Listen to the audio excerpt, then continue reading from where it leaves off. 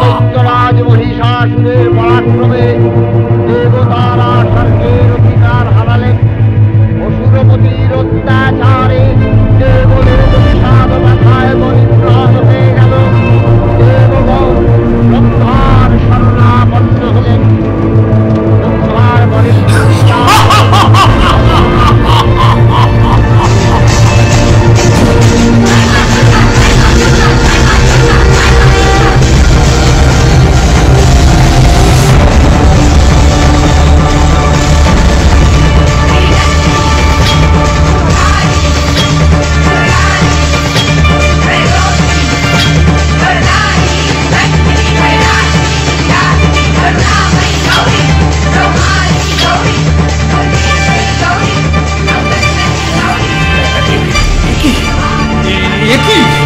এইভাবে সমস্ত বিশ্ব ব্রহ্মাণ্ড কেঁপে কেঁপে উঠছে।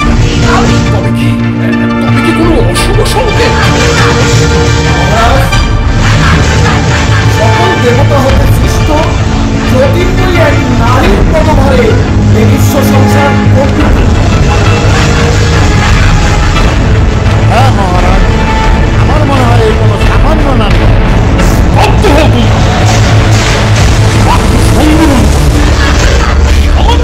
নারীর ভয়ে তোমরা কম্পিত? চলো চলো দেখি কত শক্তিধারিণী সেই নারী।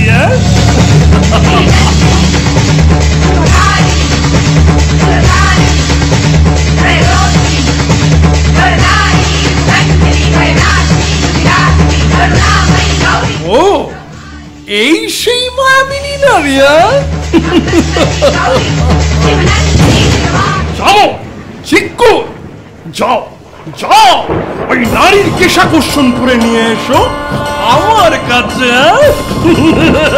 স্তব্ধ দুরাচারী অসুর দল, আয় তোদের যুদ্ধের সব চিরদিনের মতন ঘুচিয়ে দিই।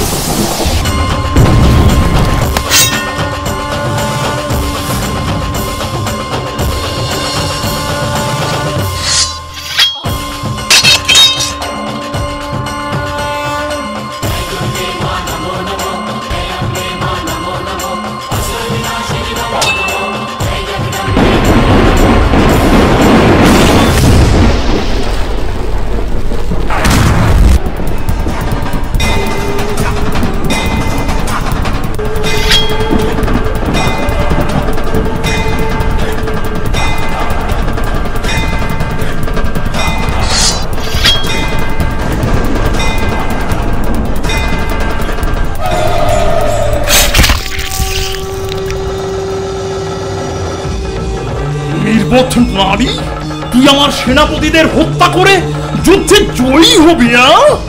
মূর্খ মহিষাসুর, তুই তো শক্তির অহংকারে অন্ধ হয়ে স্বর্গের দেবীদের উপর যে অত্যাচার করেছিস তার শাস্তি তোকে পেতেই হবে। দেবীর সঙ্গে মহিষাসুরের প্রবল সংগ্রাম আরম্ভ হল। দেবীর অস্ত্র প্রহারে দৈত্য সেনা ছিন্ন ভিন্ন হতে লাগলো।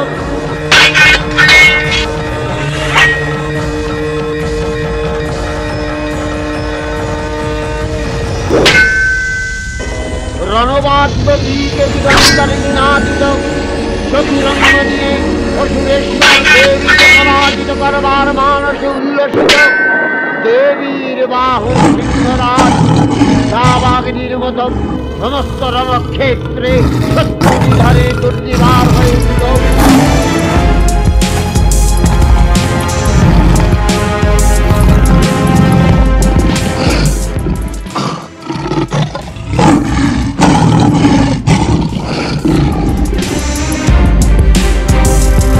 মহিষাসুর, তোর অন্তিম সময় আগত।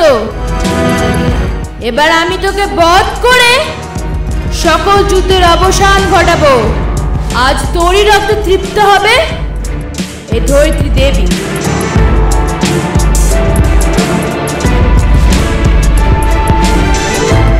আবার আবার আবার কোথায় পালালি মায়াবিনী নারী? ক্ষমতা থাকে তুই মহিষাসুরের সামনে এসে যুদ্ধ কর।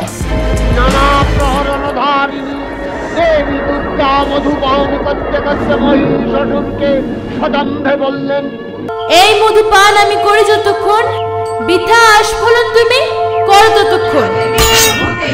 शक्तिरूपेण संस्थिता नमस्तस्यै नमस्तस्यै नमस्तस्यै नमो नमः।